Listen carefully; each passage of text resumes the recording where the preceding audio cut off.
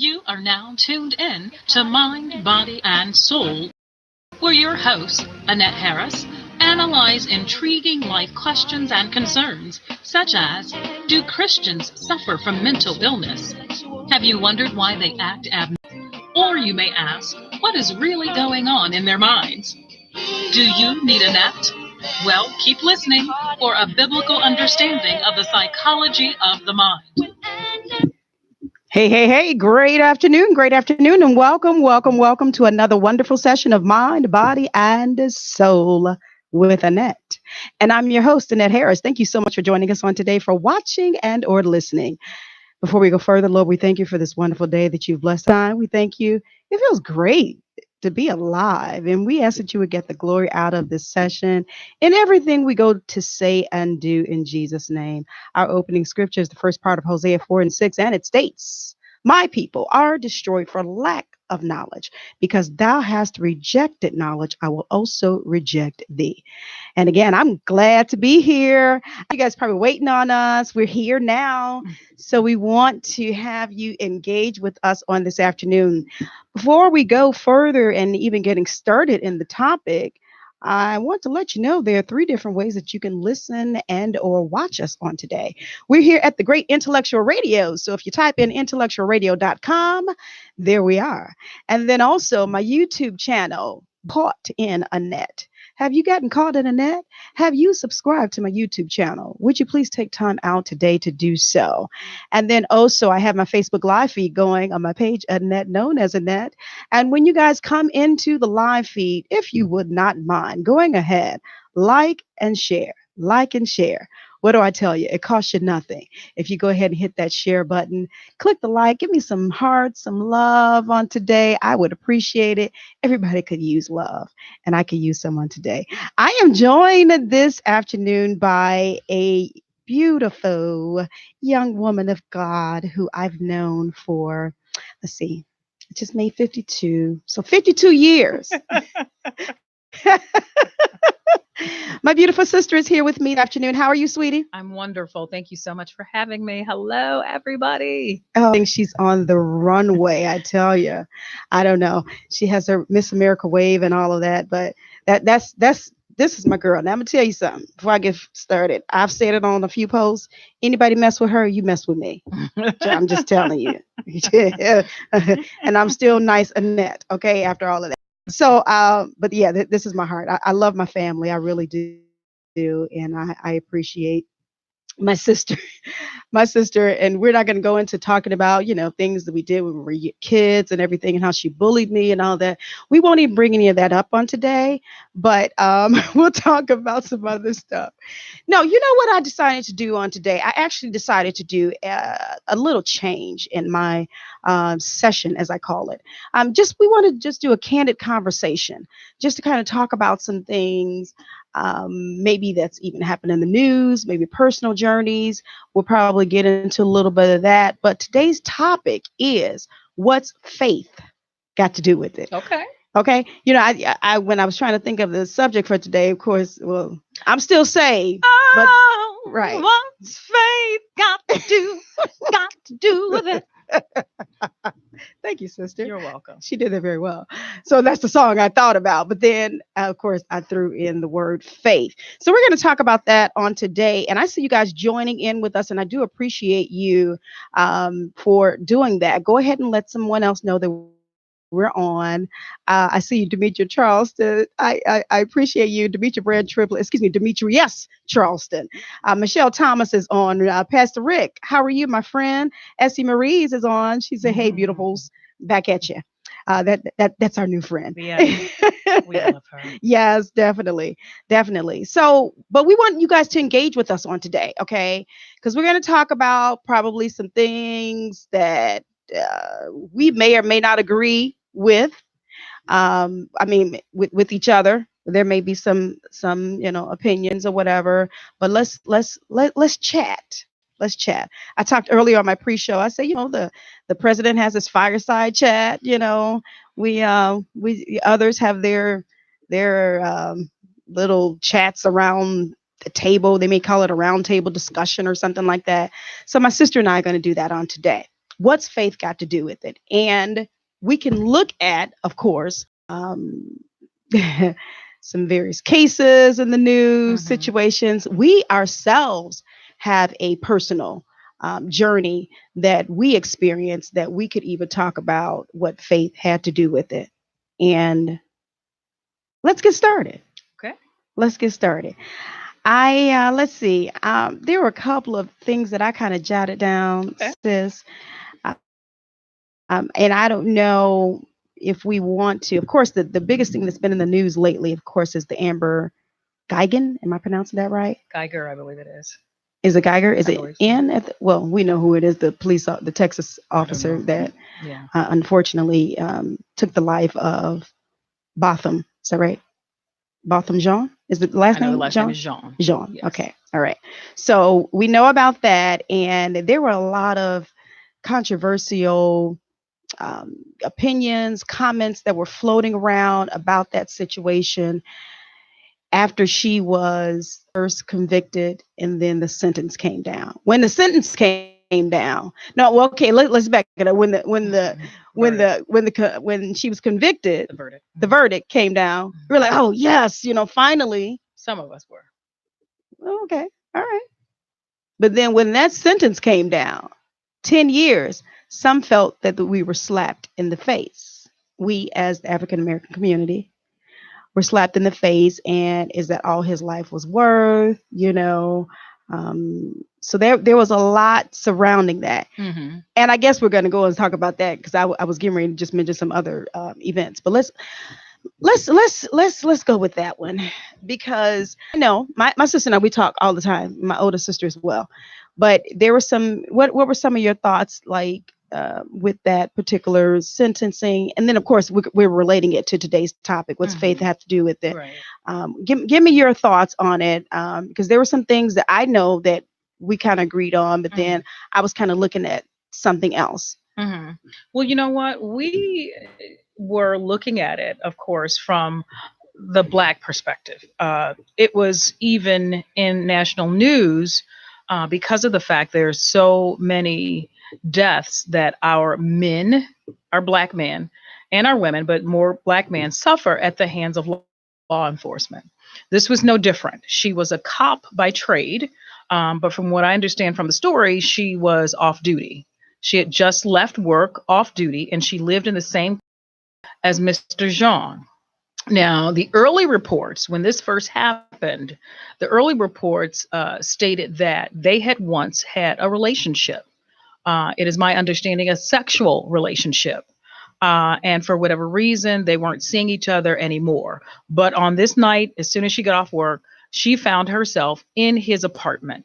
Different floor, different visual from what I could see, like the prosecutors pointed out, different rug in front of the door. So there's no way, if you're in your right mind, and I don't care how long your shift was as a police officer, there's no way you would not, that was not your apartment. And even if we gave it to her, if we said, okay, well, let's give her the benefit of the doubt. You find a door ajar, which is what she testified. So it was, wasn't closed all the way. If that is your apartment and you feel like that's your apartment, the first thing I'm going to do, I'm not going to walk in there, police officer or not. I'm going to call for backup. If I'm an officer, if I'm a civilian, I'm going to call the police, period. So why didn't she call the police? And then once inside, she saw that it was him, her neighbor, her former lover. Why in the world would you have reason to pull out your gun and shoot him dead? Now let me ask you, and I know we're not necessarily just pulling back all the events of the whole story or whatever. Sometimes you kind of have to do that to get into what we're discussing. But my question was, I had heard the early reports about them supposedly having a relationship, that they saw. There were pictures that were shown of them together. But then I later heard that the picture was not of her. It was of another white woman.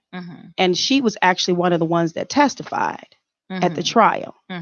So I'm not sure, if they're still saying that or was that just something that was hearsay in the beginning? Mm-hmm. You know what I mean? Okay. So Even given that, then if you see what you feel is your door that's open, that's slightly open, then you call for backup. She had the presence of mind to text her current lover, or her lover at the time, who was a fellow police officer, from what I understand, her partner. She had the presence of mind to text him and to let him know what she had done. So it's still wrong either way, whether she was not the former lover of Mr. Jean or just the neighbor and he was just another black man. Now, I can honestly say, and I discussed this with several of my friends when the verdict was handed down, because in the black community, we were cautioned, well, you know what? It's not over. Just wait. We were literally waiting for the other shoe to drop, and it did. 10 years. And from what I understand, if she serves half of that, or maybe not even quite 5 years, she gets to go home. She's in her early 30s. She's got her whole life ahead of her. Mr. Jean is not with us. He's not among the living anymore. His family does not get to see him anymore, experience his love, or whatever. His church, I understand he was very involved in church. They don't get to interact with that young man anymore. So for the state of Texas to say, his life was only worth, honestly, 5 years, I just think is absolutely positively ridiculous. And it just continues that, the attack on the black man, the attack on the black community. It's almost like, okay, well, we'll give you this carrot. We convicted her, but she's not going to serve time. Well, what's the reason for laws? You get to murder somebody, and she was found guilty of murder, not manslaughter. And which that's is a big difference. a big difference. And that's all you get. I mean, and it's a sore spot with me. And I'm sure you've shared with your viewers before. Our brother was taken actually from us through gun violence, not at the hands of law enforcement, but it was devastating nonetheless. And even at that time, which was about 36, 37 years ago, even at that time, the lenient sentences that the young man got were still it was bad. It was devastating. It was black on black crime, mind you. But even in this case, with this law enforcement officer shooting, this young man, she is getting less time than, the guys, I'm not going to say gentlemen, who killed our brother. So it's so imbalanced. It's really unfair. The systemic racism, and I'm going to call it that, it still exists. And it's almost hard to believe we're getting ready to enter into another decade, and we're still fighting the same stuff over and over again. Good stuff. Now we're building this up again. Like I said, we're not just trying to rehash, the whole situation, but we have to say this to lead us into what we're trying to bring out on today. It's so much in that whole scene, if I could call it that, the whole situation, that we can pull out of there. What you just said at the end, talking about the racism and what we're still facing. and it's something when you put it in a context like that, we're almost in another decade, and here we are still looking at this. We're still facing this. We're still, it's still before us, and it's not like it is trying to go away. Right. Exactly. You know what I mean? Let me read a couple of comments here. Demetra says the relationship wasn't a fact. That lie was released by one of the former co-workers of Mr. Jean. Excuse me. And she also says it is her understanding that it is my understanding from someone from the complex that said those doors are not the kind that sit open, kind of like hotel doors that automatically close. All right. And but that's what she testified, though, that the door was ajar. Correct. Right. Okay. So I'm just basing that on the testimony. Yeah. So the other person contradicted that. Excuse me. And then also, we don't hear about the judge saving the case by not allowing the testimony of the lead detective who said she did nothing wrong. Oh, okay. Can you expound on that a little bit? I'm not sure. That's Demetria's comment. Demetria, I don't know if you can expound on that last comment about the judge saving the case. I'm not sure. Oh, so Demetria, it sounds like what you're saying is the judge saved the case because she didn't allow the testimony of the lead detective who said she did nothing wrong. Is that what you're saying? If you can confirm or deny, that would, kind of help us a little bit. I don't believe that she saved the case. And I probably would think a little differently had it not been for the events that happened after the sentencing was given. Because from what I understand in the state of Texas, not only does the jury decide your guilt or innocence, the jury also decides what type of sentence you get or how long. That honestly, it sounds like the judge does not play a role in that whatsoever, which is different from the state of Illinois. You're convicted or not by a jury, and then the judge actually renders your sentencing here. So it's a little bit different. So one could say, well, you know what? Really didn't figure into it except for maybe leading and guiding during the actual trial and making sure that that laws were reiterated, or that the jurors understood what their roles were, and that you should be guilty beyond a reasonable doubt. Maybe the difference between manslaughter and murder. I don't know what happened, but what I do know is that once the sentencing happened, and I didn't realize it was going to be so quickly. Usually sentencing here is later, Right. A few weeks later, sometimes a few months later. So for it to happen, the day after or 2 days after was really baffling. And I think the events that took place during the sentencing phase and the victim's impact statement, which our mother had to go through when it first became law decades ago. But apparently that's what Mr. Jean's brother, or why he was actually giving statements, because of the impact it had on his life, losing his brother at the hands of this young lady. We all know what happened because they play it as if it were a loop, day in and day out, national news, local news, and of course a lot of people are terming it, oh my, this is amazing, it's spectacular. At the risk of maybe angering some people, it is not amazing. It is not spectacular, because that's who we are as Black people. We are very, very, very, very, very, very, very forgiving. That's our nature. I'm inclined to believe, that's my opinion. And it all started from the beginning. We're a very forgiving people. And so I understand the young man saying, well, his faith requires him to forgive. And my faith requires me to forgive as well. My faith doesn't require me to do that in the presence of a body of people during a sentencing phase. So that's where he and I differ. And then the next day, his mother even clarified on national news. She was talking about how this particular son, the one that actually gave a statement during the sentencing, he's younger than her son, who was the victim, and that he was very quiet, a very introverted young man, and they really didn't know how the death of his brother impacted him. And I don't think she gave that as an excuse, but she was just, letting people know they didn't really know what he was going to say. She did not condemn him for asking for a hug from the perpetrator. But what she said was, because we forgive does not exonerate her from her responsibility, which is she needs to serve time. She should serve more time for the murder of Mr. Jean than she is. Okay. I'm telling you, there's a couple different ways we can go with this on today. Thank you for saying all of that. And Demetria did say you were correct in what you okay. Was Thank you, sweetie. Her point about that comment. Lisa Waldrop, I see you, and Randy Glass is on. Thanks for watching. Another comment here. She also did not allow Amber's partner to testify after learning he came to the crime scene and trying to order body cams off and trying to direct the narrative. Wow. She would not permit him to testify either.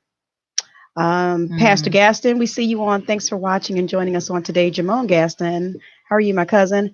Another comment, and this is from Beatrice Carter, who lives in Texas. Okay. She said the case was also saved by keeping the trial in the city of Dallas. She says, I live here. Mm-hmm. Had that case been moved and tried in a suburb or one of the more rural communities, I can tell you that the outcome would have been different. I believe it in terms of the verdict. Yeah. Um, Beatrice, I believe that. yeah. I do. And another comment, the video of Amber was only released after the young lady realized they were changing the truth. Happened immediately after the shooting. Wow. Okay. And she also says exactly actions have consequences. Now, Yes. my sister in her discussion has already, hey, Barbara, thanks for watching. Good to have you on. And Anita, we appreciate you. You mentioned about our own experience with losing our brother in 1983 and devastating that was for us. And yes, I have shared on my show a number of times, the actual situation, what happened, everything surrounding it. I'm young at that point. I was probably maybe 3 years younger than 15. than Jean's brother. I think he's like 18 or Okay. something. Yeah, I believe so. So I was like 15, and that was the summer you're going into, I think, my sophomore year of high school. Yes, correct. Okay. And I will tell you that it was, I had a horrible time. Bottom line, how to deal with it. I had an absolutely horrible time because, number one, I didn't know how to deal with it. I didn't know. I didn't know what to do. Mm-hmm. I remember even distinctly after he had passed, and I don't know, we had to go maybe and probably get because we were trying to plan the funeral, maybe getting clothes together or something, going to the store, and everything looked, when I walked out the house, everything looked different to me. Yes. It was like a whole nother world, like I had been taken off of planet Earth and placed somewhere else. Yeah. It was at that time, and I didn't realize it, that if you were not blood related to me, I did not trust you. Mm-hmm. So anybody walking past me, anybody who came in contact with a store, wherever, you at that point, you were really my enemy. I didn't trust you. And because I could not understand, my little mind could not understand, why would somebody take my brother's life? He was not out here gang banging. He was not out here drug dealing or anything. A young man had just made 20 years old, putting himself through college, working 2 different jobs. Well, yeah. And, just ambitious and love the Lord. And a lot of my recollection, of course, you try to think back on good memories. I even remember, and I'm sure you do too, sis. And sometimes I would look out of the window where we were living, and my brother would be out there on the sidewalk, surrounded by gang members, telling them about the Lord, witnessing to them. He wasn't scared, but he would tell them what they needed to do, And I'm like, wow, he was just trying to make a better community, neighborhood, world, and a lot of his actions and things that he did. He loved people. He really did. So again, my mind I could not grasp why someone would do this. So then we have, of course, our brother's gone now. We had the services, but then we had to go through a trial after that. I also recall Mom being on the witness stand and them showing her pictures of his deceased body. And that, I don't know I think it kind of threw her a little bit. But, all of this. And then not only that, because I've said this a number of times on my show, the perpetrator's family would threaten us. We had to be escorted in and out of the courtroom. We had to have a police officer outside our house to protect us. We were the victims. And it's devastating nonetheless. It's devastating to lose, period. It's devastating to lose a loved one at someone else's hands.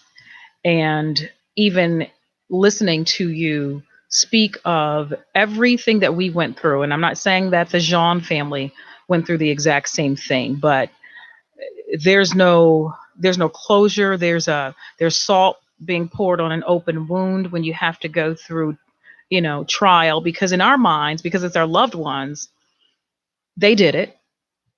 Let's do what needs to be done. Why do we have to go through, all of this entire process? But I understand the judicial process, but it let us down.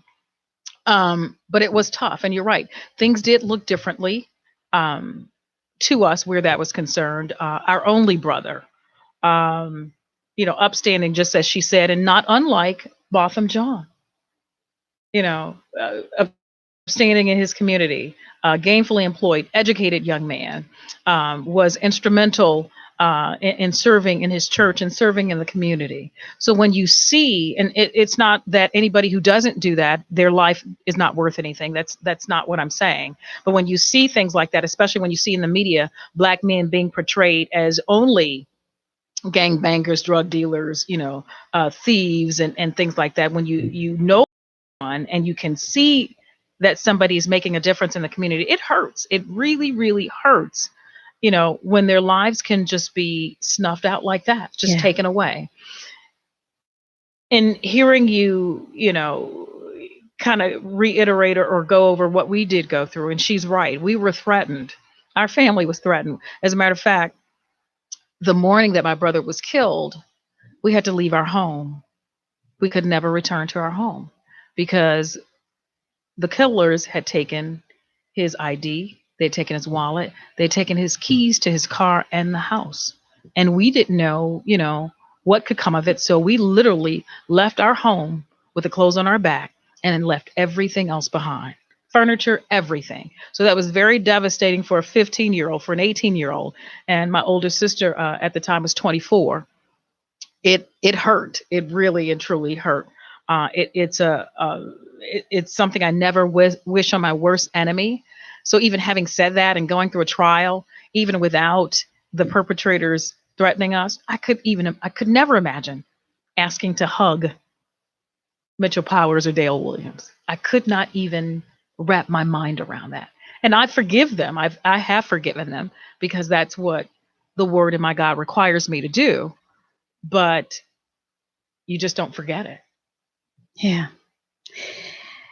I, of course, this is going to bring back some emotions for the both of us, I'm sure. And I see Walter on here. I'm Walter Jones. He says, this is a tough topic. He commends us for opening up. The topic, what's faith got to do with it? What does faith have to do with it? And I'm actually glad you just hopped on, Walter, because there were a couple of live feeds that he did regarding this whole situation. He did the initial when she was sentenced, and then the whole, and it's not a circus. I don't want to call it that. But everything that happened after the sentencing. It's kind of how you referred to it earlier, It with was the a circus to hugging me.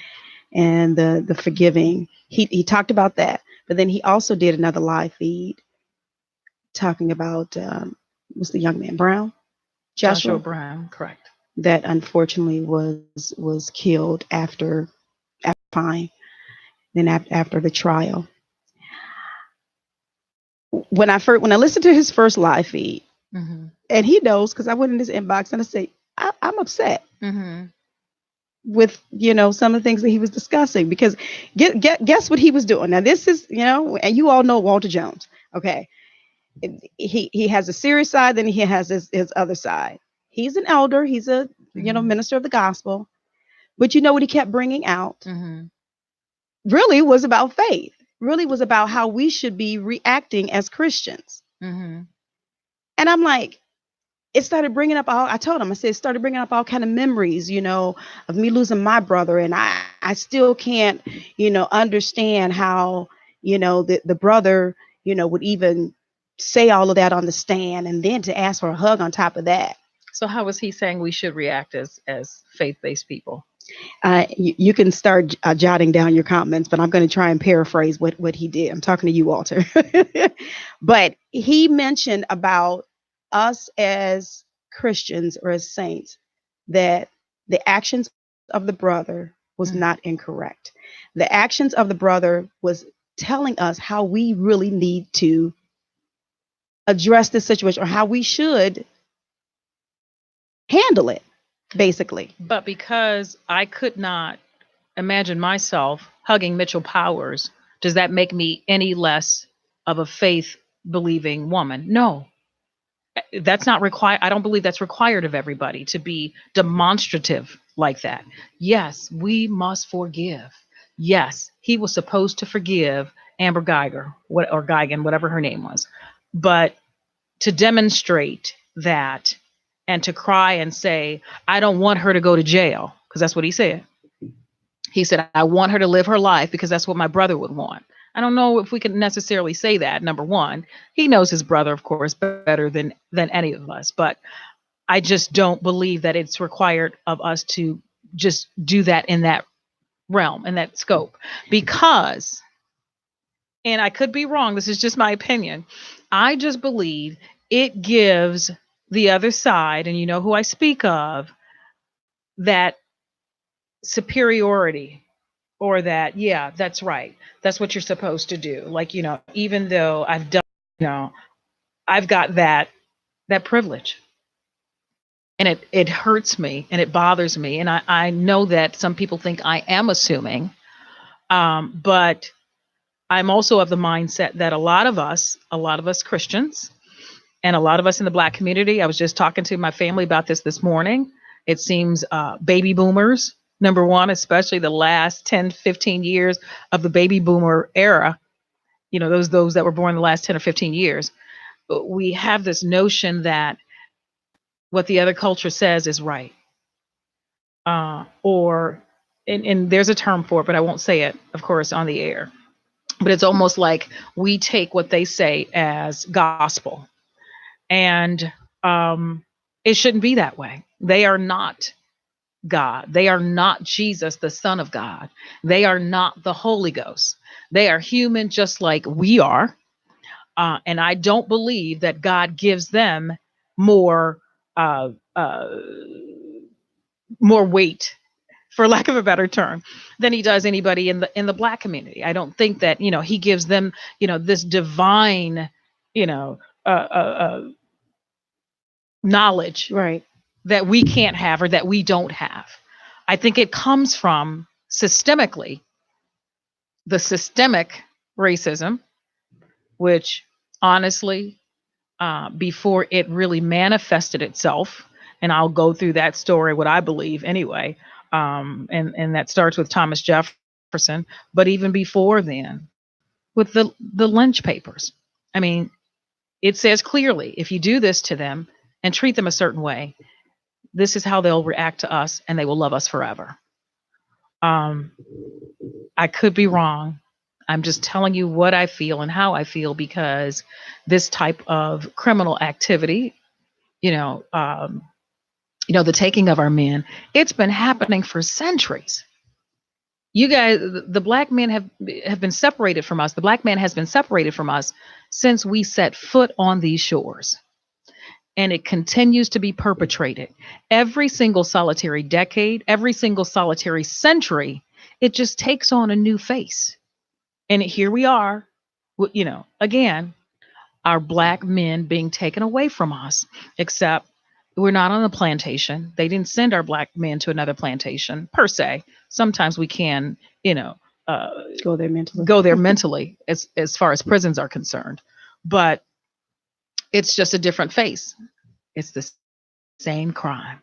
And it's time for a change. Here, let me read these comments. What's faith got to do with it? If you're just now joining us, that's our topic on today. What's faith got to do with it? And excuse my my language, because my mom might not be saying it right, but it's based off of what's love got to do with it. Okay. So Walter Jones says here, I can't type all I already said in my show.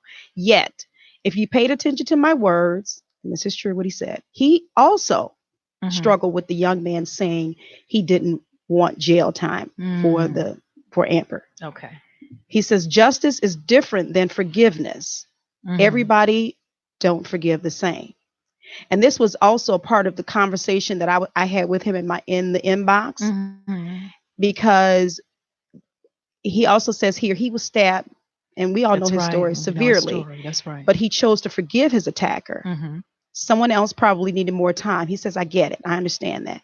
And that was kind of like our bantering going back and forth with him. And I said, you know what? I said, I think my biggest thing was not necessarily the fact of the hug, the action. That wasn't my issue. It wasn't necessarily him saying, I forgive Amber, because I had to do that. Yes. It was the sentence. It was the amount of time that bothered me to no end. I'm like, really? Mhm. That's what infuriated Yeah. me. 'Cause That it's almost like a pacifier. it's like a pacifier. And then it's not that the Black community or Black people, it's not that we're paranoid. It's just that it has been happening for so long. And we see it. We always see it. And I don't know, sometimes if I get more offended by the fact that it's happening, and sometimes the other side doesn't see that we know what you're doing. But it's because it happens. It's not paranoia. And unfortunately, just like the case here in Juan McDonald, there was so much cover up that happened from the very first time that the public learned of this, which was right before former Mayor Emanuel was running.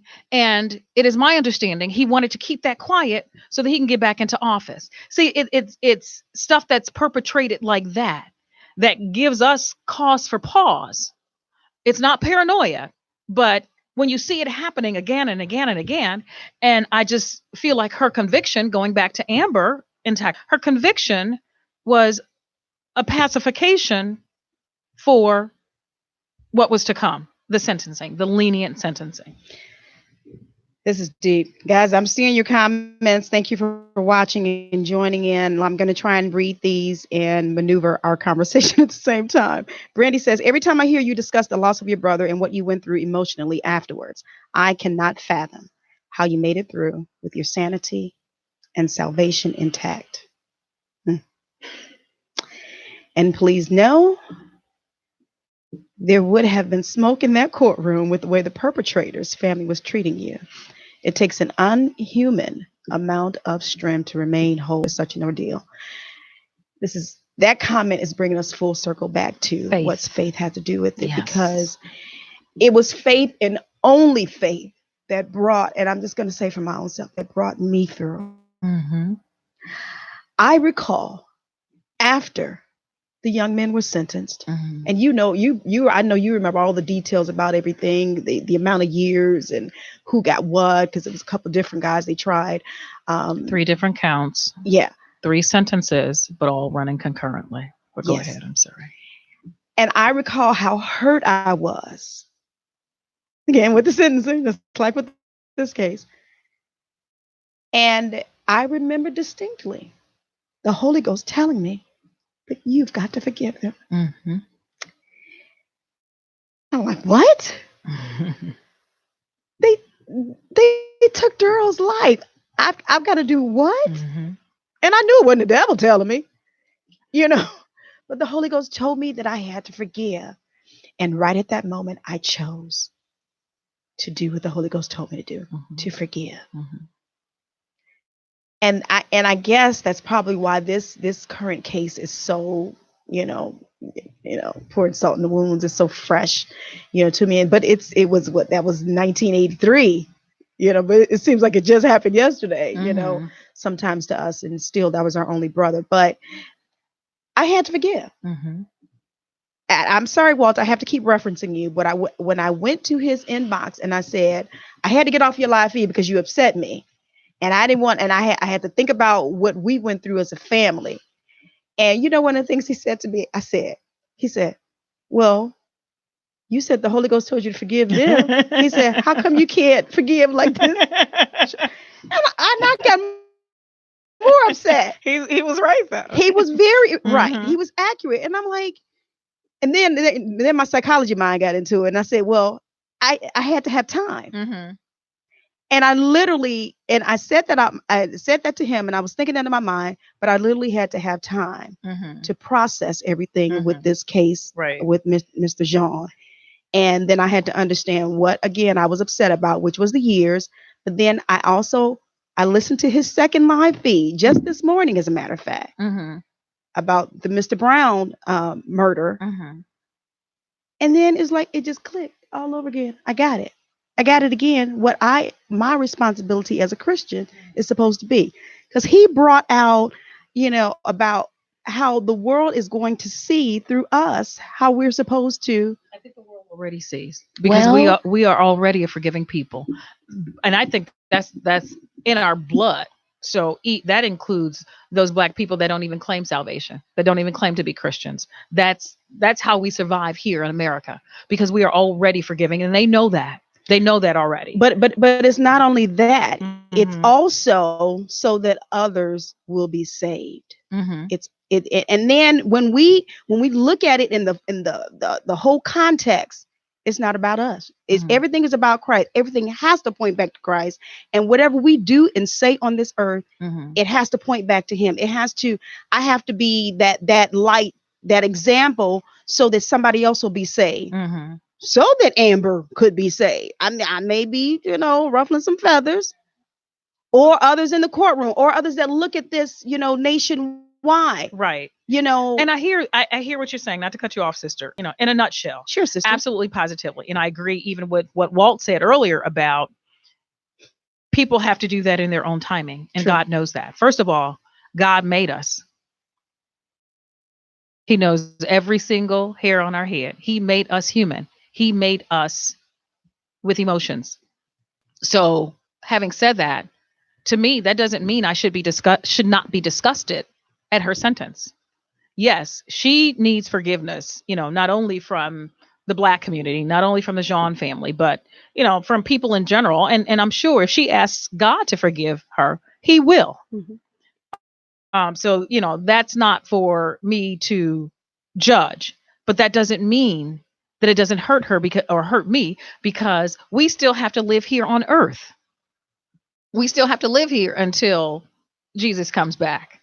So in that case, we're all supposed to live down here, or should, in harmony, and even based off of the laws of the land, which in a lot of cases, a lot of the laws of the land were based on the word of God.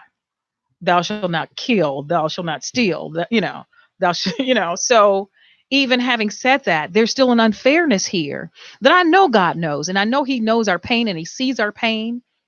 And I think it's okay for us to express our displeasure, our disgust, and I think it's okay for us to affect change. Otherwise, we never would have had the Dred Scott decision. We never would have had, Frederick Douglass and his teachings, or Harriet Tubman, escorting the slaves away. We never would have had the Emancipation Proclamation. We never would have had the Civil Rights Movement if we weren't supposed to affect change, and change was not supposed to happen. So, we find ourselves, in my opinion, we take one step forward, and then it's almost like, other cultures want to push us, 2 steps backward, with things that we are fighting. And a lot of us don't even know that we're fighting things that are deeply Sure. rooted in the system. With the redlining in terms of housing, and who gets loans and who does not, and how they, keep us out and have done it. And it's not gone, people. It still exists. So what does faith have to do with how we're living here in this present world and dealing with all this injustice, inequality? Well, first of all, we have to trust God, but then we have to trust the leading of God, because I believe that God gives us leading and answers and how to effectuate change. But if we're not there, we just sit up here and say, oh, well, yeah, let's forgive them, and then we just go on to our corner, we're not listening to what God says to do, then we're doing ourselves as a community a disservice. So you're not saying that we should not forgive? No, not at all. We must forgive, but we need to forgive, but then also not forget. Educate. Now see, she went another way. Now, oh Lord Jesus. Now I see preachers on here, and I don't know if they're gonna jump in on this or not, but you all need to. Let me read some comments. Oh my. Where did I leave off at? Oh. Well, let me say this. I don't believe we're supposed to forget. And no knock at any other community, but you all out there will never, ever forget the Holocaust. Never. I'm just going to leave it at that. So what do you mean we should never forget? Forget in terms of learning how to move forward? Correct. And Okay. knowing, because if we forget, then we go through that hurt and that pain over and over and over again. You know, if Dr. King had forgotten, using somebody, more recent in the last century, if he had said, "Oh, that's okay, Miss Parks, let's just move on," we probably would be in a worse situation today, Yeah. honestly speaking. So from that perspective, Okay. and there's no doubt in my mind, Dr. Martin Luther King Jr. was sent here by God. And there was a reason, there was a purpose. And I believe he listened to the leading of the Lord. And that's why change was effected. Because it was what was happening was wrong. And it's still wrong. Whether it's overt or covert, it's wrong. My sister's on fire today, y'all. Y'all better not mess with her. I'm sorry, I'm Dara Gaston's child. Yes, she is. So pray for me. Oh my, if he was here having a conversation with us, my God. Okay, let's see here. If you're just now joining us, we're talking about what does faith have to do with it? What does faith have to do with maybe something personal that you're dealing with? Tragedy, sickness, illness, whatever. What does faith have to do with it? How do you deal with it? How do you get beyond it? Or you just gonna lay down and just die? No. What do you do? What does faith have to do with it? Okay, let's see. There's some more comments on here. She said no. I appreciate you guys. Tina's on here and she's commenting as well. We appreciate you. Michelle says, I agree with Walter. How is the world to see God if not through us and our actions? Okay. Tara, Belle Gibson, thanks for watching. Tina also says, I agree. We all have our ways of processing and navigating situations like that. Michelle says, granted, not everyone will do that openly, but we shouldn't condemn those who do. No, I think she's right. We don't condemn, but that doesn't mean I can't be disgusted by it, because I am. True. That was some of my points. She wasn't even in our conversation in the inbox, Walter, but that's exactly what I was saying. But I needed time to process all of that. I really did. Mm-hmm. And then I guess my question would be, can I pose a question? You can. And to all of the elders and the men of God or women of God that are listening. I mean, what are we trying to prove? Are we trying to please God, or are we trying to please the other culture? Because sometimes, honestly, I believe that some of us get that mixed up. Because my walk is my personal walk. God gives us choice. And, I chose to serve God. It's a personal walk. It was a personal choice. And while I let my light shine, I feel like I don't have anything to prove to anyone in terms of going above and beyond. My light should shine as it is. And I believe that it is. And I'm not knocking, the young man. But then who are we trying to please? Who are we trying to? In doing what? What do you mean? In our actions? And being demonstrative like that and saying, oh, well, I think that's what my brother would want. He would not want you to serve time. I honestly believe, and this is just my thought, that he was really sincere in his heart, toward God. I mean, I believe that too. But then where does that stem from? It should stem from your relationship with Christ and how you want to please him. True. But does it also, or does where you worship, does that also play a role? What you're taught? So you're thinking that it was not necessarily taught, but just ingrained in him to please not God, but man. Or it could be. I mean, because somebody made the comment, well, how are they going to see our light if we don't demonstrate like that? Well, I mean, I'm sure that was just a choice of words that individual used, but I just took that as, because we have to show, whether it is out in a courtroom like that or me just walking on the street. I have an obligation as a Christian, as a saint of God, to show the love of God. Absolutely. But did it have to be like that? But we And don't. then But in see, that we case, have to understand. I mean, to cut you off, we Mhm. have to understand. We don't know the mind of Christ. Mhm. Christ may have instructed him to do it that way. Mhm. You didn't go and hug Mitchell Powers or Mhm. whatever. He Mhm. didn't instruct you to do it that way. He Correct. did it with me quietly. He Mhm. convicted my heart quietly, said you got to forgive. Right. So I didn't. It wasn't an outward demonstration, but it was Correct. inward. Right. But I'm saying there are various ways that God will instruct. And that's my point. We have to be in the space that we hear what he says and what he says to do. Because a lot of times we do things on our own. We do things in the flesh. We do things to please people.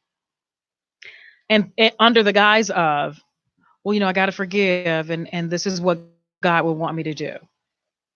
All right. Well, I mean, even with that thinking, we have to be in the place mentally to hear him, to hear what he's saying. Absolutely. That's what I said. But we can't be so that we are necessarily saying it has to be a conspiracy or it has to be that I'm pleasing man Mm-hmm. as opposed to pleasing God. We have to hear. We still have to hear Mm-hmm. what God is saying. Yes, we have to hear what God is saying. Absolutely. But our minds have to be open. Right. And the word of God says, an eye for an eye. And the word of God says, the law is for the lawless. So the word of God says you reap what you sow. So does that mean that she's not supposed to reap just because I'm forgiving? No, that doesn't mean that. I don't think that God means that. My sister pointed out, my older sister the other day, we were having a conversation about Jesus on the cross and the two thieves. One accepted him, right? One did not. But the one that did, Christ didn't say, okay, hop up off the cross, I'll let you live. Nope. He said, I'll meet you. Correct? So the thief still had to reap for his criminal action. Is that right? And he was next to the Son of God. You still have to pay. Something Walter said earlier today. We have our thoughts of how we felt it should have played out. True. Yes. Some are saying, I don't think he should have hugged her. I don't think he should have said, I forgive you. He should have done it this way. That's our mind and our thought. Mm-hmm. But that don't necessarily make it right, though. True. Let me ask you this while you say that. So that demonstration of Jean's brother was the second of 3 demonstrations, correct? True. So now let's talk about this. Let's talk about the bailiff. But again, you never know how God is instructing. God didn't tell that girl to smooth her hair. How do you know? Really? Did you talk to God? Where was her mother? Her mother should have been up there smoothing her hair. Maybe her mother didn't have that. You know what? God sets people in certain. He really does. And then how's that going to make her be saved? Positions, you never know. Okay. One plants, another waters, but God gives the increase. Let me read some more comments here. I thank you guys for joining us. We're talking about what does faith have to do with it. I'm here with my sister. We're having a great, candid conversation here. And believe it or not, we kind of do this on the phone too. I don't know if I read this comment. Tina says white supremacy seeks to take actions of forgiveness as license or support for their agenda. I'm sorry. Can you repeat that? However, we forgive for ourselves. Preach. Read it again. Read it again. Can I read it? White supremacy seeks to take actions of forgiveness as license. That's right. Or support for their agenda. However, we forgive for ourselves. Okay. Well, I want you to clap on some other comments too. And that's kind of loud in my microphone. All right, Thank you guys. Demetria says, I agree with Gwen. I have yet to see white victims forgiving or hugging blacks. Even Joy Bayer from The View pointed out this fact. Okay.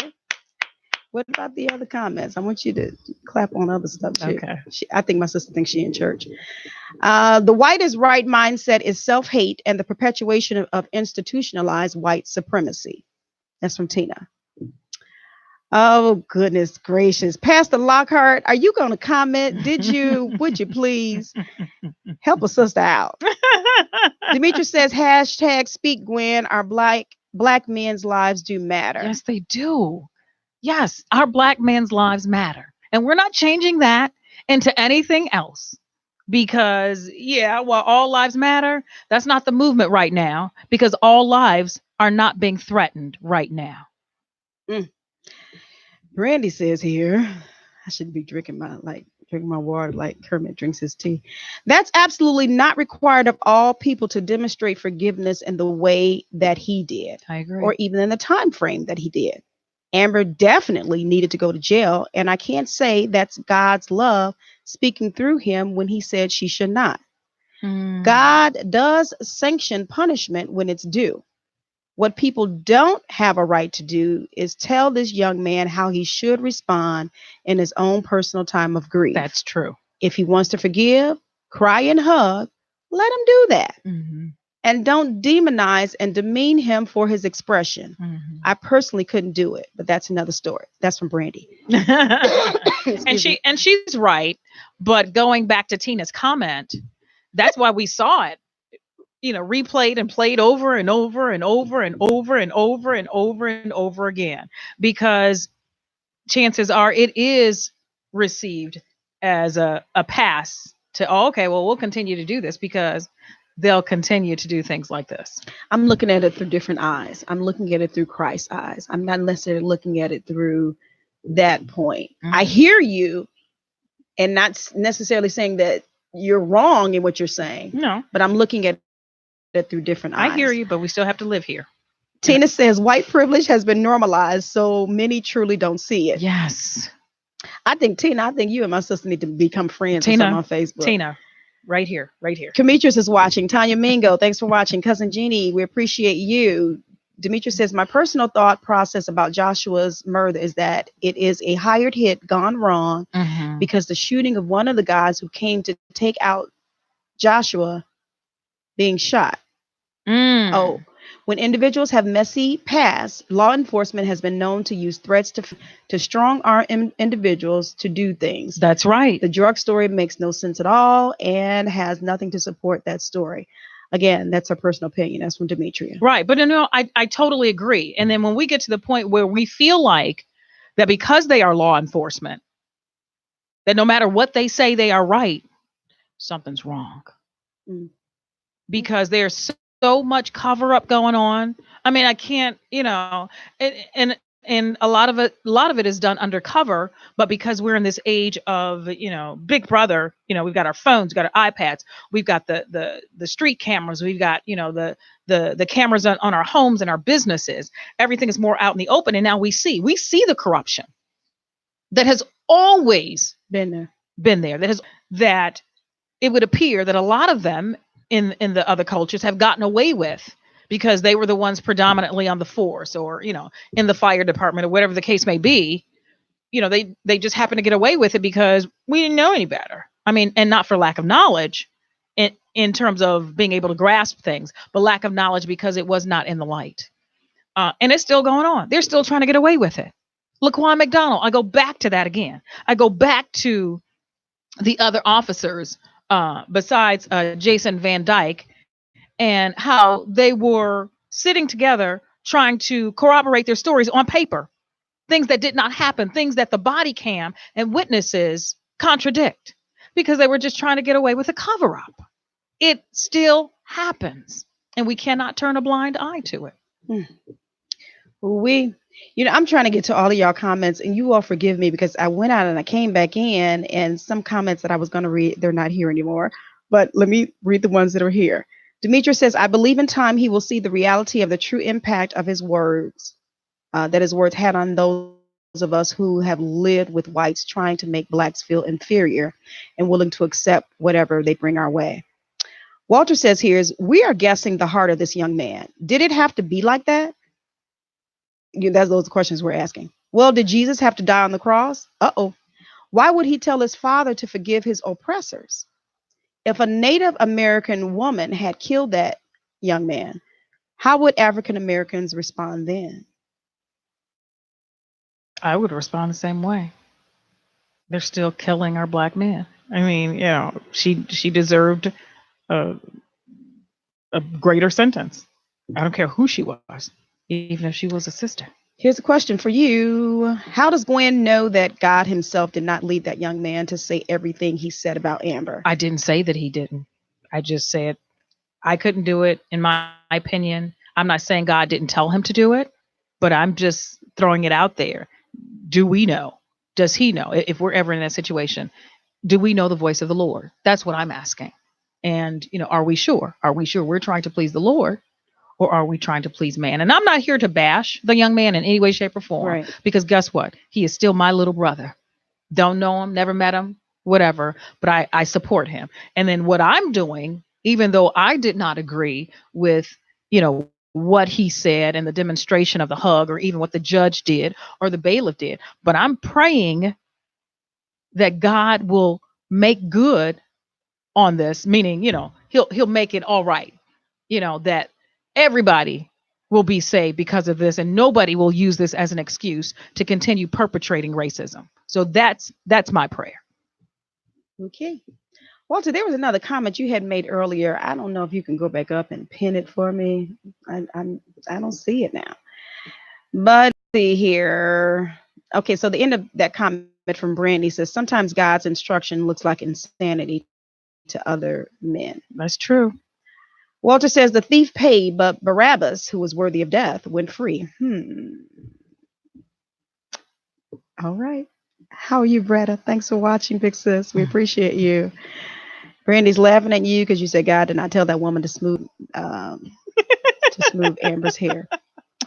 Walter says not true. I have a couple proofs where whites hugged a black man in court. Send that to us. He said he's going to show us later. Okay, sounds good. 2 out of 3,000 equals about as much forgiveness as making a broken glass whole again. That's Demetrius' reply to Walter. 2 out of what? What did she say? 25 million? We're talking about since the dawn of time. In court, how many times have we seen a black person hug a white murderer in court? Once. That's from Walter. We did? When? The case we're talking about now. Wait, say it again. Wait. How many times have we seen a black person hug a white murderer in court? Oh, well, you know what? That was because it was put on the forefront. And do you think all that was staged? Is that what I'm hearing from you, sister? No, what I'm saying is this was national news because of the type of crime that it was. True. So if these types of crimes weren't perpetrated against our black men, probably never would have known about this. But in my opinion, where the media is concerned, sometimes it's an appeasement. Okay, well, you know what? We'll cover this, because a lot of times in national news, when our children are missing, our young ladies are missing, we never know about it. But if, there's a Caucasian wife missing, or, a young lady and she's in Oregon, we'll know about it everywhere. Here's an update on, here's a, so I don't care what anybody says, we do not get the same, it's imbalanced. I don't know if I should read your comment, Demetri. Let me see. Okay. I guess I will. We can look at the mess with number 45 to see corruption and money rules. Had anything come up on President Obama, they would have physically put a noose on his neck if he tried the mess number 45 is doing openly. It's absolutely incredible, the inequity. It's absolutely incredible, what is being allowed, and it's disheartening, and it's an insult. My sister's laughing at something. No, I'm laughing at some comments I'm reading. I'm sorry. I think they think we don't see it. Walter says, no, you wouldn't respond the same way. He says, stop it. Oh, honestly, bro, I really, really would. Because your lives should not be taken. He said, you need to work for Fox News. He said, you're just that good. The blood of Jesus, not Fox. Okay, well, I'm sorry. All right. Bretta says here, think about Jesus on the cross. Jesus, while on the cross, asked Daddy God to forgive them, for they know not what they do. He did what he needed to for his heart. Mm-hmm. I agree, Big Sis. That's right.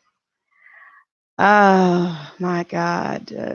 Demetrius says there was an emotional overload in that courtroom. You know what? She's right. There was an emotional overload in that courtroom. And while Jesus may or may not have told that young man to say something, it was being in the moment. It was being televised. It was national. He had lost his brother, and yeah. So I agree with what she's saying. Sometimes we act and react based on at present and our emotions. Honestly, we really do. You know what? I don't know why this is coming to me, but I could see myself in Brant's position. Mm, I could see myself doing something like that. yeah, I could see you too. Yeah, I really. And maybe could. it has to do with birth order. It could be. He's could the be. baby, correct? He's the baby, And you are too. and I am too. Mm-hmm. Because in my mind, in a perfect world, that would that would help me to get through what this hurt, Mm-hmm. that I'm dealing with. But does it actually make it better? And to me, it would. Maybe Okay. not to anybody else. Okay.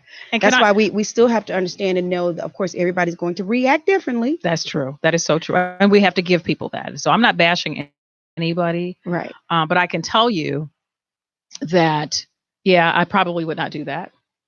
I will forgive because I have to forgive. And my hope is in Jesus. And, some of us have different types of hope within our Father, meaning Bridget's hope was probably, okay, well, yeah, Jesus. I'm sorry, Annette's hope was probably, okay, Jesus. Okay, I forgive this person, and please save their souls, and help them, to be a more productive citizen. Where my prayer probably would have been, Lord, please forgive that person, and let your will be done in terms of their punishment. But let that be an example to others that you can't do that to people. And, let them be a light that way. So, you know what I'm trying to say? So it's kind of different, but I thank God for faith and hope in Jesus, because I'm telling you, not only the death of my brother, but, the death of my parents and, my uncle, my pastor, different loved ones that we've lost, and different things that I've even gone through personally at work and everything. If it wasn't for my hope in Jesus Christ, oh my God, I really don't know what I would do. Do you think that, and anybody can answer this, do you think that we try too much to lean on our own wherewithal, as opposed to really leaning on our faith? Yes, because some of us don't know the voice of Jesus. Well, I mean, but not only that, but just like what you were saying. I mean, because a lot of times we can put it together. Oh, it should have been done that way. It should have been done that way. Da da da. Mhm. But what makes what we say law or right? I don't think it. Naturally speaking, I don't base it on me making law. I base it on the existing law. I base it on you're not supposed to kill people. Well, true, but That's what the law says. just like we were talking about the sentence, Mhm. we felt, and I mean, would it make us feel better if she got like 50 years as opposed to 10 years or life? Yes, and dare I say this, because the natural Gwen, this is not the spiritual Gwen at all. The natural Gwen thinks Botham Jean will never have children. He will never procreate on this earth. There will never be offspring or descendants of his to reap what he has sown. Amber will be out by the time she's 36, 37. She will have time to marry. She will have time to procreate. She will, if she does, have descendants. There's an unfairness there when you act first and don't think. And I'm talking about her going into the apartment and, just like Joshua, they said Joshua Brown testified and said, because he lived on the same floor as Botham Jean, that he heard everything, but he never once heard her say, why are you here? What are you doing in my place? Or, whatever the case.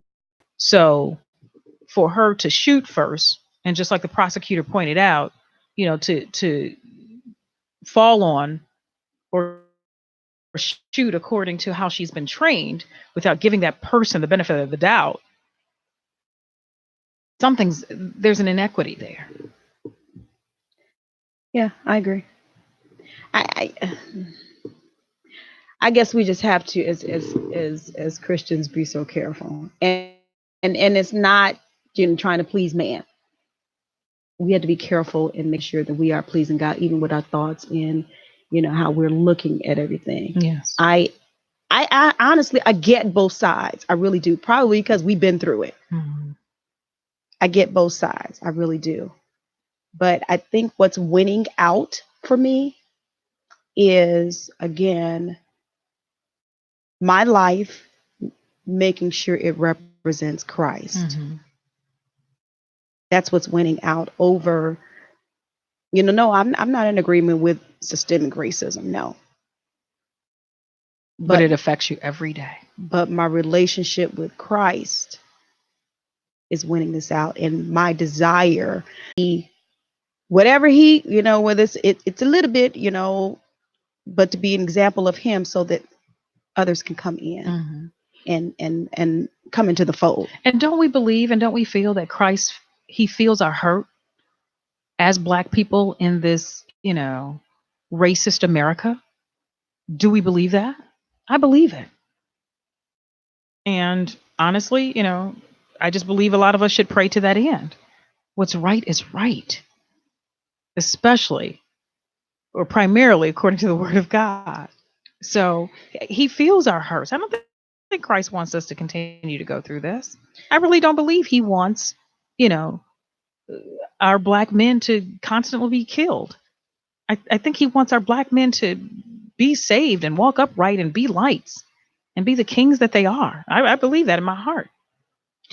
So how do we deal with this? How do we deal with this? How do we even bring faith into it? How do we live? Because as we all know, it's happening. It continues to happen. Sometimes I hate turning on the news, because of, things that happen, people being shot, and, of course they want to make Chicago seem like it's the worst place to live, but it's there are other places that are worse. But how do we live? Do we continue with in our heart, and I don't want to say hatred, because I don't think that that's necessarily it, but do we continue to hang on to that and not even show or express the forgiveness, the love of Christ? How do we, and this is, I'm posing this question to all of you as well. If you want to call in, you can. We still have time. And I'm so sorry that I never did get the number out. 708-223-8953. Yes, please. 708-223-8953. Walter, if you still on here, why don't you call in and answer that question? Pastor Rick, I see you on. Comments here. Michelle says, I'm the eldest child in my family, and I can see myself doing that. She's talking about what I mentioned about the Brant doing.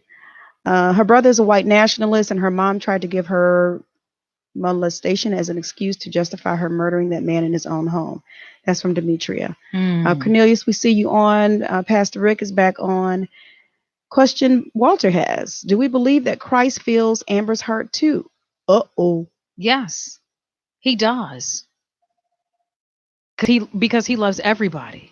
But that doesn't mean that we go without responsibility or that we don't reap. Oh yeah, he feels her. And he wants her to know his love. He wants her to know that you also have to walk upright. He wants her to know that you also have to pay. We have a call on the line. Somebody took me up on my offer. Hey, Mind, Body, and Soul. This is Demetria. How are you all? I'm wonderful. Sweetie. How are you? Amazing show, ladies. Amazing show. Thank you. Thank I you. love the differing viewpoints. And we're talking about consequences for action. For me, it's basically cut and dry. Mm-hmm. If you lay down, have sex, and get pregnant, you have a baby. Yes. Yes. You kill this man, regardless of the excuses your mama try to give you. regardless of whatever else, other people may do to try to help you and help justify, your reasoning.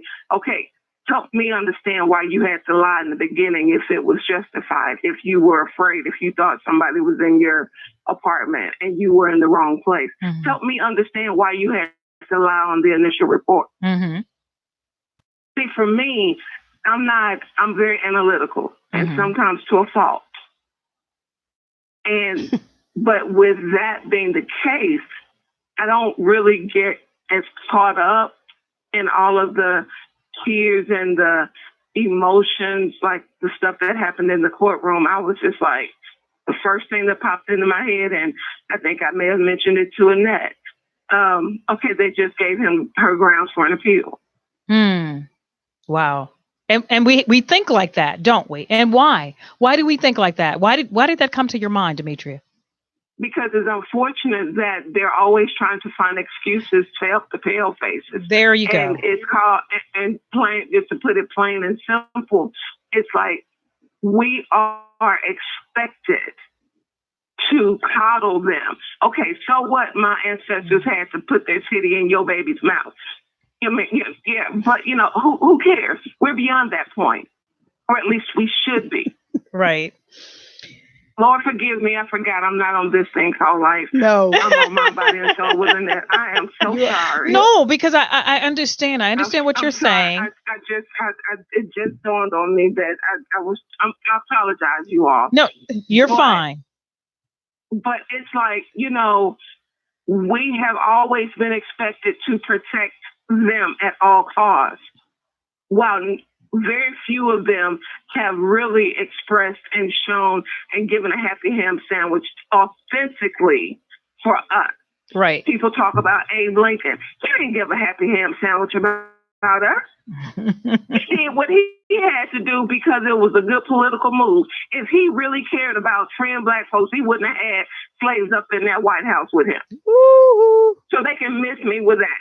People talk. I had an instructor say that Abe Lincoln did more for black people than MLK. But my thing is, trying to name of Sam Walton, and you're going to sit up there and say that. He took that bullet because of, what he did. But he wasn't out there being proactive for us the way that MLK was. Right. He caught a bullet for political reasons. MLK took a bullet because he was fighting for us. Mm-hmm. Same thing with Malcolm X.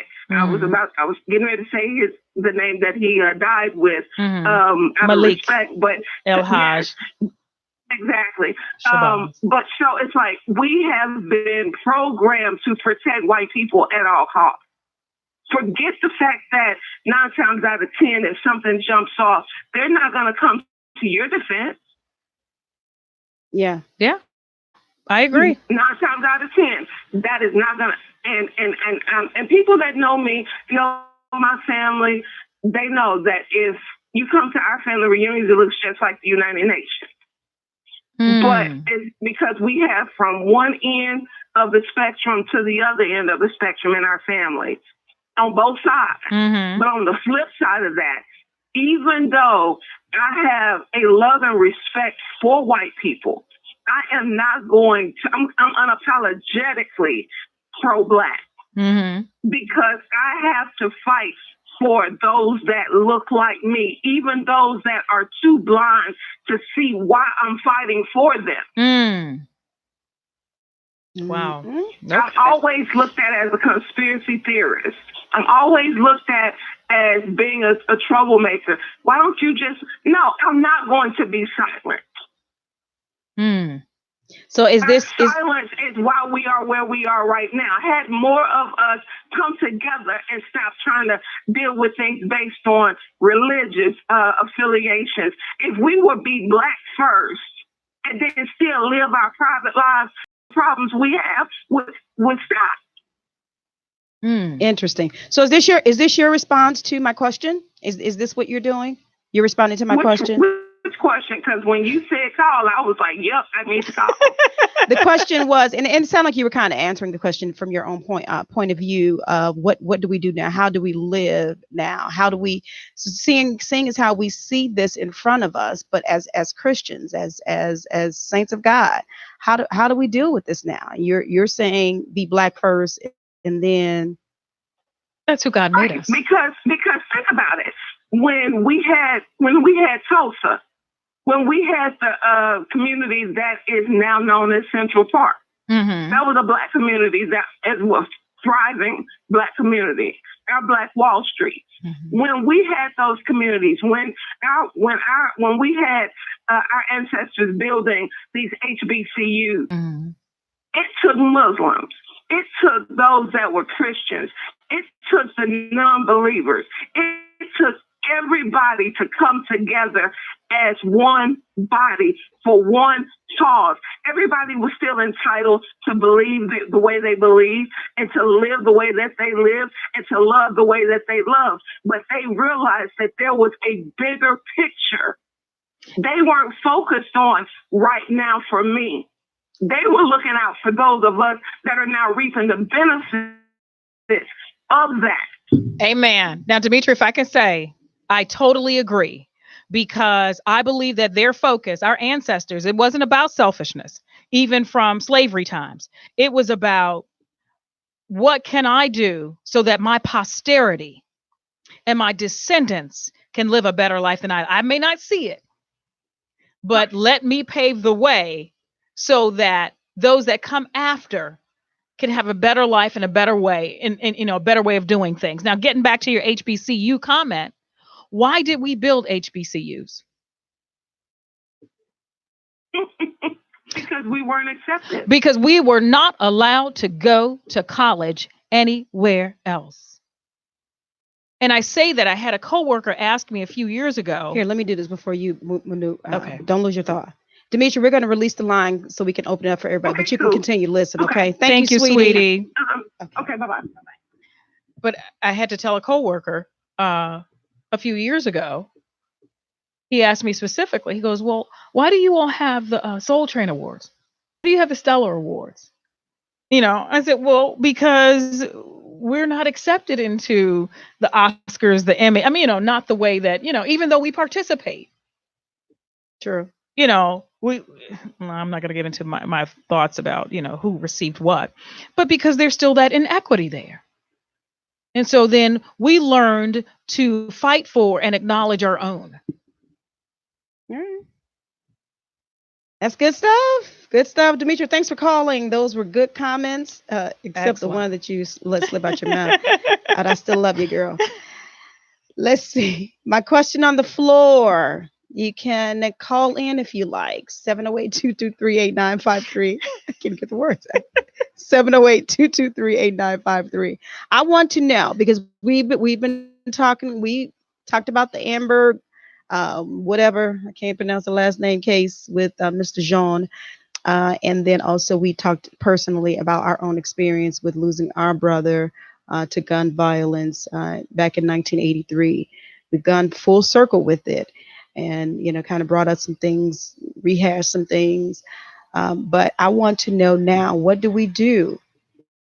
What do we do now? How do we live now in this present world? Because we're still here. We're still alive. So we still have to deal with this. You have to stand up.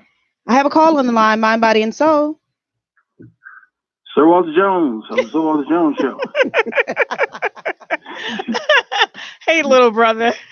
Hey, big sister. How you doing, girl? I'm wonderful. How are you? Drinking Mai Tai somewhere on the island. Of your mind? Yeah, I go to say, and I just woke up. Yeah. Yes. Great show.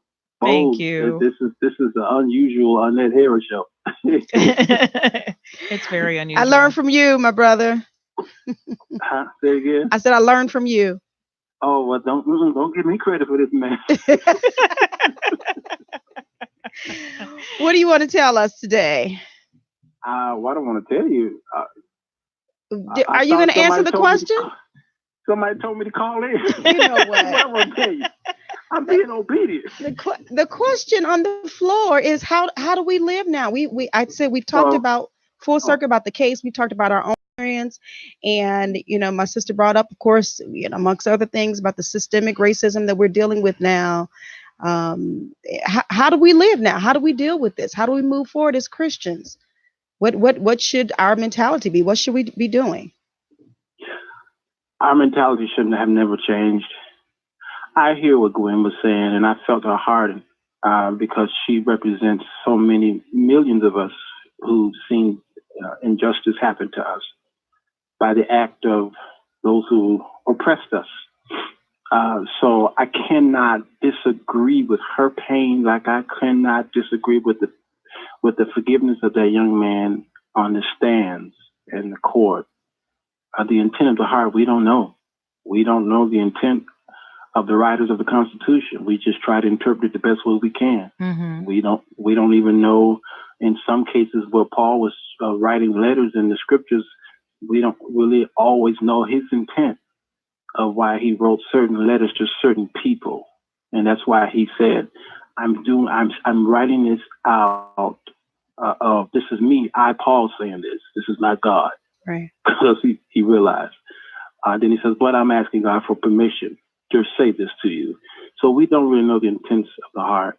I don't think that Gwen would want to kill anybody because, you see what I'm saying? Because I know her. And that doesn't take away from her Christianity or her love for Christ, because she might be angry at a situation and it may take her a few days to, all right, I'm over this now after a while. That doesn't take away her name being written in the book of life. So this is conjecture. This is all very difficult for African Americans, more so because we are, like she said, always expected to forgive. But the great thing about the expectation of us always to forgive is that I believe God has left us, put the burden on us to be the ones to show America how to forgive. Unfortunately, that's the way it seems. We're the ones, and it had to be done in the court, and it had to be done that way. And yes, it caused the in-house to be upset. Pastors and apostles and prophets, they were pissed off at this whole act. And I believe God tested the church, and I believe that the church failed. And this is me, Walter, speaking. Mm-hmm. I believe that the church failed the test because after the judge came forth and told us the story, if you video, the judge spoke yesterday about what really happened. Yeah. And she did not intentionally hug Amber. Amber asked for that hug. The judge didn't. The judge went over to Amber and was speaking to her, and Amber asked the question, like the brother in the scripture says, "What must I do to be saved?" That's pretty much what she said, in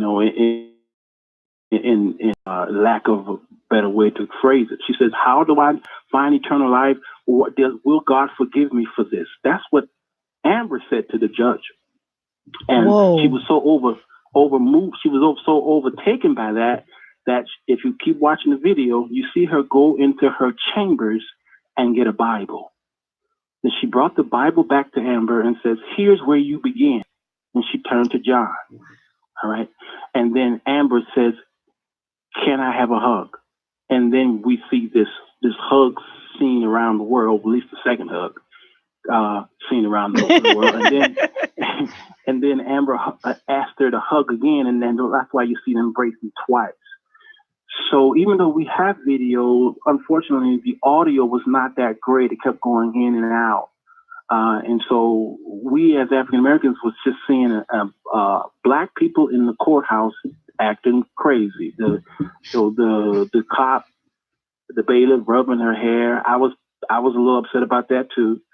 The young man saying, "I don't want you to go to jail." I had mixed emotions about all that too. I'm human.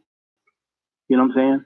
But then I thought about, well, good. This needs to happen this way.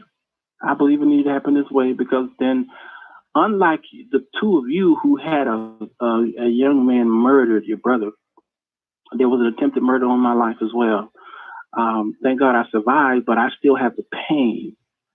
I look in the mirror and I see the pain of this man trying to take my life. I lost, both of my lungs collapsed. Mm-hmm. You know, I got stabbed in the chest and the back and the face. He wanted me dead. And immediately after I got conscious in the hospital room, I forgave that man right away, forgave him. And I knew that I was different at that moment. I knew. I said, God, why am I able to forgive this man? I don't know nobody in my family that would forgive a man. Like my brother Larry wanted to kill that man. He was so angry. Wow. And I had to tell Larry, calm down. I'm alive, man. I'm cool. I'm alive. You got to forgive that dude. Whoever he is, you got to forgive him.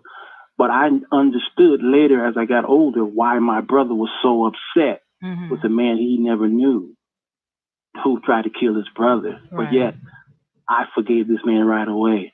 So I cannot tell anybody how to forgive. I can't tell tell a person how long you should grieve. That's right. You know what I'm saying? I can't. That's right, brother. So people cannot be upset with Gwen. At the same time, we cannot be upset with the young man. True.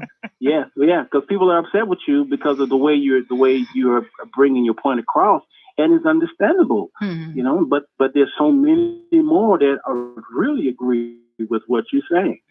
Again, God tested us, and this open discussion is good for us. Thank you so much, bro. We appreciate it. Yes. We do. Thank you for calling in. Thank you. D says on here that you came in to settle down the spirit after she called in. So we thank you for that. Yeah, Triplet is I call Triplet my Peter. That's funny. Yeah. But even having said that, I think we still have to be aware, and we still have to take action, because a lot of times actions speak louder than words, and a lot of times, you know, God wants us to act, but we have to hear what he is saying and how he is saying it. And I don't know how much time we have, but I would like to read something for you guys really quick. Before you do that, I was going to tell Walt, I had no clue about the judge and her, and how she explained how everything happened. So thanks for sharing that with us. Yeah. And that kind of I'm sitting here like, wow. I didn't know that Amber had asked for the hug. I didn't know that either. But you know what? I probably would have said from a professional perspective, you know what? Let's talk after this. But you know what? And see that's my sister. And that's right. But see, that's what the problem is. No offense. Now you know how we are. Right. You gotta remember the cross. That was, why would he do something that was so unorthodox like that? It just makes no sense. And I think if it was in an order that we wanted, it would not have been received by the world.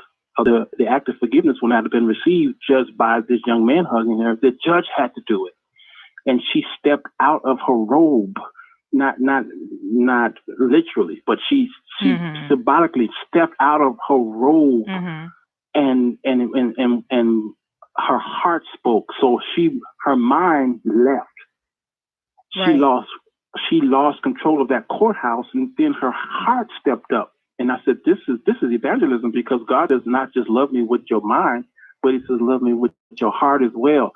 So her heart jumped in front. And so this is why people are upset, because the judge did something that was out of order, and God had to do an out of order act for us to fight amongst each other. I don't think people were angry with her. I mean, I think just, they were. No, I'm talking about the other side. Caucasian people were not angry with her. Trust me. Yes, you're right. You're right. They were not angry with her. It was some people in our community. Right. For obvious reasons. She was hugging one of them. Correct. You're right. But there's so many of in our community who don't understand forgiveness. They don't. So God needs to use the judge. And then some people do understand forgiveness, but some, again, we have to listen to the leading of the Lord and make sure that it's him, because sometimes still we do act in the flesh. And I'm not going to sit here and say that she, meaning the judge, acted or reacted with her heart. I can't say that because I don't know. I don't know what God told her. I believe she did. If watch the interview. And no, I understand what you're saying, but by the same token, my stance should also be taken to heart. Meaning, we don't know. You believe it. It may not be so for me. Is all I'm saying. Yeah, and that's true. But notice what Jesus said to those who are supposed to believe or who are well. He says, "Those who are well don't seek a physician. They don't need a physician." Right. So in this case here, this act of the judge was for the unbeliever, not for the believer. We didn't need to see the act. The world needed to see the act, the unbeliever. Do you understand what I'm saying? That's true. I mean, I do, but how do you know what God is putting out there for the world to see? Because you could say, just like Lindsey Graham, somebody believes him today saying, Trump doesn't have to respond. You shouldn't impeach him. He didn't do anything wrong. Whereas 20 years ago, he was like, impeach this man. Clinton should go to jail and all of this stuff. So who's to say what? Yes, and that's where the Spirit comes in. Absolutely. That's why God. That's my point. All right, and that's why God gives us the gift of discerning of spirits, and we're not operating in that. So we're just going our oppressed state for 400 years. Who's walking in the Spirit? And the spirit of a man should tell you that woman, that judge, was moved by her heart. You should be able to see that as a Christian. You should be able to see that. And if no one sees that, then what was the whole purpose of any of this? But then that doesn't mean it was moved. She was moved by her heart, though. It depends on what eyes you're looking from. And I don't think it makes any. I agree, but I don't think it makes anybody any less of a Christian. No, and I don't think a Christian should be able to say that ain't right. That's not. That, nobody's saying that. I started off my conversation by saying I don't think that you were less than a Christian. You heard me say that. Right. No, but I was basing that off of your comment when you just said, well, any Christian could see that it was based off of her heart. I'm like, no, that doesn't. No, not just any Christian. I stated by saying the gift, those who have the discernment, right? Okay. Those who have the discernment, Sue, they saw right away. You remember the old mothers? I don't care what you did in church, whether you was preaching or singing or playing the drums. If you wasn't saved, the mothers had discernment to say, "Hey, sit down." Right. And you sat your butt down, didn't you? True. Yeah. But again, I still say we still have to. Knew, right. Because you knew you was not living right. You knew that. So there are those who still have the power, who have a gift of discernment to know that judge had a heart, and she was moved by her heart to allow Amber to hug her, or vice versa. And the people who have the discernment saw that. Those who may not be walking in discernment may not have seen that, and they may see it tomorrow. I'm not giving up on them. Yeah. Okay. Thanks, Walt. I appreciate you, brother. Thank Love you you so much. All right. Thanks. Take care. All right. I know my producer's waving me off. We just probably got like just 2 minutes left, I'm thinking. I appreciate all of you guys that are on here. Can you read that in like 1 minute? Okay. I just want to read a section of something because I believe, we still have to live here, and Jesus knows that, and he knows our hearts. I have a foolproof method for controlling your black slaves.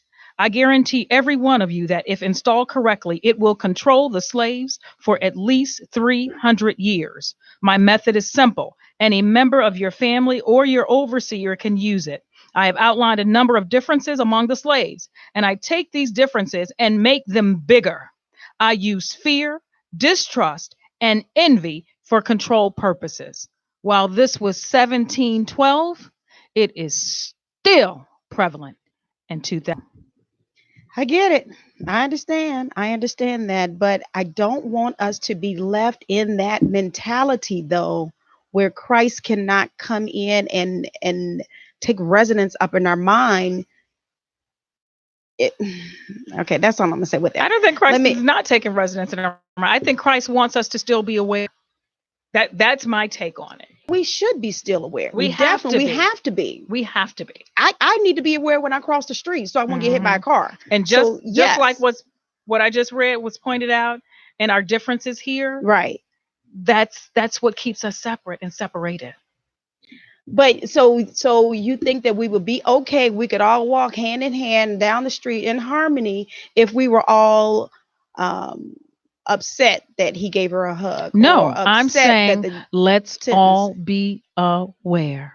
Okay. From the judge to Botham's brother to his mother to Annette to Gwen to Walter to Demetria to everybody. But does that mean that Brent wasn't aware? Does that mean that the judge wasn't aware? Could possibly mean that, yes. And it doesn't mean I beg to disagree. I don't, like Walter was just saying, well, discerning people will know it was from our heart. That doesn't mean that she might not even been acting in the will of God. We don't know that. How do we know that she wasn't? How do we know that she was? I mean, but why does there have to be No, our because Christ? and I'm just saying that because we take this and we're running with it, even in our community, or even like they're doing in the news media. It's not making a difference to anybody but us. Trust that, because that's what they expect. Okay, but then let's forget what they expect. What does Christ expect? Mm-hmm. What is he thinking of all of this? Mm-hmm. I think that's where our focus needs to be as Christians, as saints. I think that's where our focus is. What is he? I don't care what they expect me to do. And I'm not disregarding the Willie Lynch letters. I totally understand that. That gets me every time, I hear it, because it does make you upset. But I don't want to stay upset. I don't want to be. I don't want to be there. Yes, I want to be aware. But what does Christ expect? This has been a hard topic on today. Dare we do a part 2, sister? Dare we do it? Dare we do it? Yes, I think we should. There was a spoken word, but that spoken word, maybe we can have it for the part 2. Okay. How about we do that? Let's do that. I'll do it. Yeah, because I think that'll help us to kind of wrap a little bit more, of how we should live in this present world. Oh God, I can't wait to hear it too. If I can say that. All right. Yeah, this has been great. I thank you guys so much for your time, for your input, for your calls on today's show. This was again a show that was kind of sensitive for us, but with the help of God, we were able to get through it, and with your help. So we're going to get out of here. Thank you again, sister, for your time. Thank you for having me. I appreciate it. All Thank right. you to all of you out there. All right. I appreciate you. Thank you, Earl, for this time here, Intellectual Radio. And my listeners, you know what to do. I want you to soar and get caught up with Annette. Take care, guys. Get caught in a net with Annette.